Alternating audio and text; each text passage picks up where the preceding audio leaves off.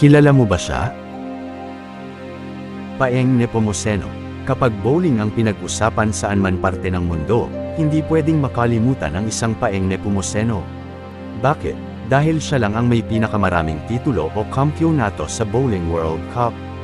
Si Rafael Paeng Nepomuceno ay ipinanganak noong January 30, 1957, sa Quezon City, sa mag-asawang Angel Nepomuceno at Teresa Villarreal. Ang ama ni Paeng Nepomuceno ay isang bowling coach habang ang kanyang ina ay dating Miss Philippines, 1952. Nag-aral siya sa LaSalle Green Hills para sa kanyang pag-aaral sa elementarya at high school. Nag-aral naman sa Adamson University para sa kanyang pag-aaral sa kolehiyo. Si Paeng Nepomuceno ay ikinasal kay Sarah Pinky Puyat mula nung siya ay 25 years old pa lamang. Mayroon silang isang anak na lalaki at 2 anak na babae. Si Paeng ay isang physical fitness enthusiast at nakikilahok din sa mga pagtakbo at pagbubuhat ng mga timbang bilang cross-training upang mapabuti ang kanyang pagganap sa bowling. Sa kasalukuyan siya ay isang propesor at isang senior lecturer sa Universidad ng Pilipinas. Ating alamin kung paano naging magaling na bowler si Paeng. Si Paeng Nepomuceno ay unang nahilig sa golf sa edad na 10 ngunit kalaunan ay lumipat sa bowling. Na-involved siya sa bowling pagkatapos na siya at ang kanyang ama ay sumilang sa Mile High Bowling Center sa Baguio dahil sa ulan.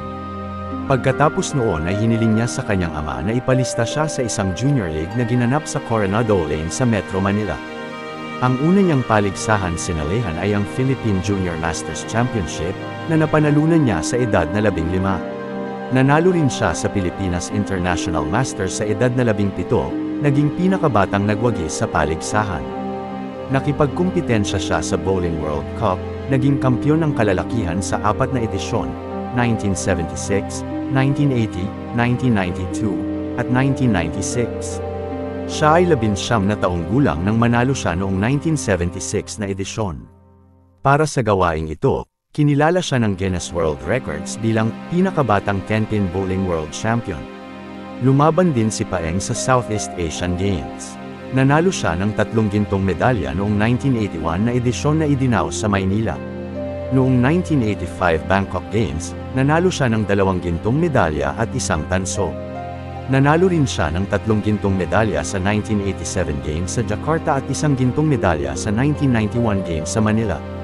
Ginawaran ng International Olympic Committee si Paeng ng pinakamataas nitong parangal sa palakasan, ang IOC President's Trophy sa panahon ng termino ni Juan Antonio Samaranch, noong Nobyembre 1999, sa isang seremonya sa Abu Dhabi. Sa parehong taon ay pinangalanan siya ng Federation International de Squillers, FIQ, bilang Athlete of the Millennium. Siya ang unang lalaking bowler na napasok sa International Bowling Hall of Fame, noong 1993. Nakatanggap si Paeng ng pagkilala mula sa mga pangulo ng Pilipinas para sa kanyang mga tagumpay sa bowling. 5 pangulo ng Pilipinas ang naggawad sa kanya ng mga order at medalya, kabilang ang Presidential Medal of Merit, 1984, ni Pangulong Ferdinand Marcos. Philippine Legion of Honor, 1999, ni Pangulong Joseph Estrada. Order of Lacandula na may Class of Champion for Life ni Pangulong Gloria Macapagal Arroyo. Ang iba pang mga pangulong nagparangalan kay Paeng ay sina Pangulong Corazon Aquino at Pangulong Fidel Ramos. Parehong idineklara ng Senado at kapulungan ng mga kinatawan ng Pilipinas si Paeng bilang Greatest Philippine Athlete of All Time. Tinanghal din siyang Philippine Athlete of the Century ng Philippine Sports Writers Association noong 1999. Ngayon, kilala mo na siya. Thank you for watching. Abangan ang susunod na ipakikilala ko sa inyo.